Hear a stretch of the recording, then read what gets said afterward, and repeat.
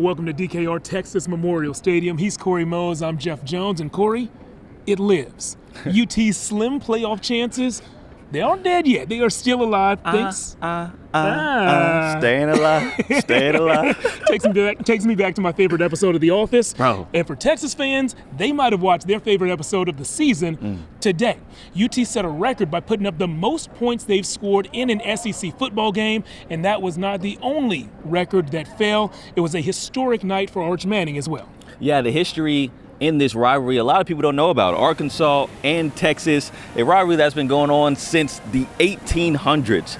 Dime novels were popular back then, and there were a ton of dimes being dropped today. DeAndre Moore Jr. was the first to gain 10 cents in his pocket. A 46-yard strike from Arch Manning to put Texas on top. Arkansas couldn't stop Texas through the air, but without Anthony Hill Jr., the Hogs were rolling on the ground. Mike Washington doesn't drive a Corolla. He loves Mack trucks. Big boy run for the first trip to the end zone. Now UT responded with a little trickery on the goal line. The roommates, they must be cooking up cheesesteaks tonight because this Philly special was executed to perfection. Parker Livingston takes the toss from Wingo, and he finds Arch wide open, who low-key got up there and snags the ball right there. Now that's Manning's first receiving touchdown of his career. Don't worry though, QB1 returned the favor on the next drive. Manning with a nice arch on this pass to Parker. Survey says 6 points Texas. Arch found receivers open all day in the pass game. He racked up nearly 400 yards and 6 total touchdowns as UT pulls away in the second half, winning 52-37. So, Jeff, you heard me say 6 total touchdowns for Arch, and usually that's like a running and a passing, but he threw in a little receiving touchdown there, too. What do you think about the performance? I thought it was awesome, man. Showed off his versatility and definitely earned those cheesesteaks you were talking about earlier. You got me hungry after that highlight. Well, you mentioned Arch, and, entering this game, I think a lot of people didn't quite know what to expect, but after watching how Arch was so dialed in, well, the result became more predictable than a Hallmark Christmas movie. We all knew what was going to happen. Texas was going to find a way to bust this one open, and they did that thanks to their star quarterback doing something that has never happened before.